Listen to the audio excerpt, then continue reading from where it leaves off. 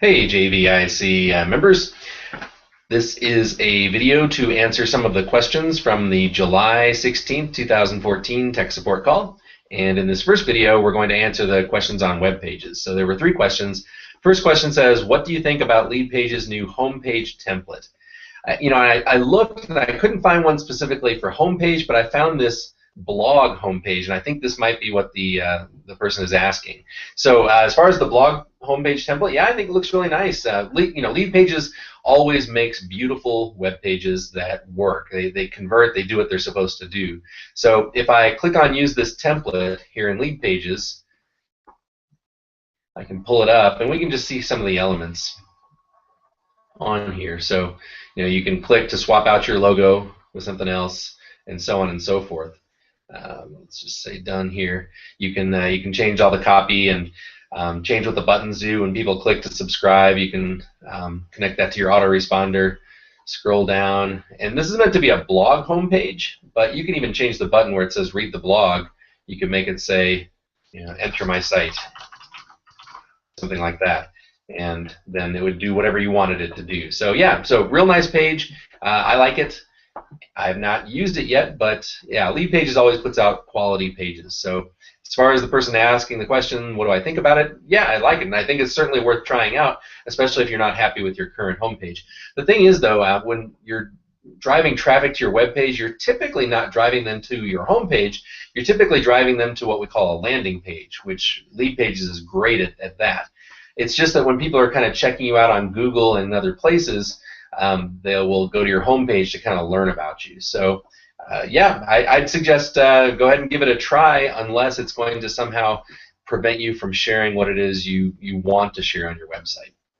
Another question comes in and asking how many keywords should there be per web page. And I imagine this is an SEO question, like if you want your web page to rank high in the search engines, how many keywords should you have? And without knowing much more about the question and just the sort of the general answer, I like to say is 3. Some people might say 10 or 20 or 100, but there's something called a meta tag that's used in SEO, where you actually say, this is the title of my page, this is the description, and these are the keywords.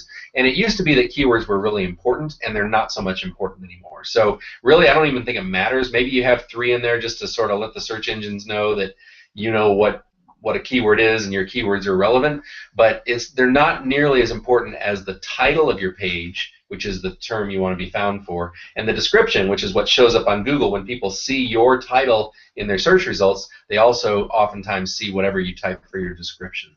So the title and the description are actually much more important than the keywords. But to answer the question, I would say 3. Okay, last question in this category. I want to create the go-to website for people with concerns with death and dying. I want to set up a system to feature coaches with their unique offers and accept payment from my site that automatically puts a percentage in my account. Would you recommend WordPress for this? Reason being that VAs know how to tweak it quick, and I can learn it. I know nothing about websites, and I'm open to suggestions. Yeah, so for this, especially if you're just setting up your business, I'd like to recommend the big 3. And the big 3 that we've been talking about on these tech calls are LeadPages, which is how you will take prospects or visitors and turn them into prospects and ultimately customers. So LeadPages is great for handling your incoming traffic, your incoming visitors. Then what you want to do is you want to put people somewhere, and we're recommending One Shopping Cart. One Shopping Cart is a very stable, established solution, and it will allow you to collect leads and even do things like affiliate tracking and upsells and just so much more. But in this particular instance, my thought is maybe your coaches would need an affiliate link so that they can send their prospects over to you, and you assign to that coach, and then that coach's commissions or whatever are tracked through an affiliate link. So that might be something right there. But anyway, I guess the point is yeah, LeadPages mixed with One Shopping Cart should be able to handle taking your visitors and turning them into prospects and customers. Then if you're going to deliver content, the third part of the big 3 is, I would say, is Optimized Press. And Optimized Press is a WordPress theme and or WordPress plugin that you can put on your site just to really make it easy to work with and beautiful to share stuff with people. So if people come to your website with concerns about death and dying, On LeadPages, you could say, put in your name and your email address, and we'll send you our 10-page book to how to cope during the first 10 days of tragedy or something like that. I don't know what it would be, but the lead page is where you would say, give me your name and email address for some gift. But then when they put in their name and email address, it has to be stored somewhere. And again, we recommend one shopping cart because it's kind of an all-in-one solution for managing your prospects and your customers. Once they go into one shopping cart, you can start emailing them, helping them consume that free thing they downloaded, and recommending that they really should be talking to a coach or whatever it is your business goal is for that. And that might be enough right there. But then if you're going to also give them videos to watch or somehow share with them other stuff, or maybe each coach would have a page that features that coach and tells what their strengths are and stuff like that, you're probably looking at something more like Optimized Press, where you could list a whole bunch of coaches and their pictures and put buttons by each coach. Because the thing with LeadPages is it's really good with collecting names and email addresses. It does a really good job of helping you turn visitors into prospects.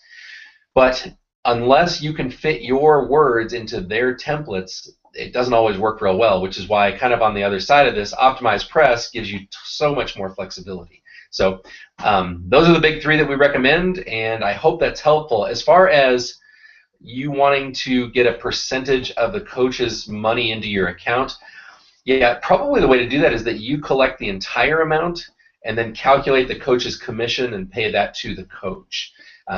Yeah. I mean, I don't know of a system that'll just sort of divvy the money out into each of your accounts. But if you go through something like one shopping cart, it can collect the money and it can keep track of an affiliate percentage. Maybe you're paying the coach 50% or whatever it is, and then the coach can even log in and look at their commissions and so on and so forth. So I think that you collecting the money and then paying the coaches is probably the best model in this case. Maybe you have other ideas.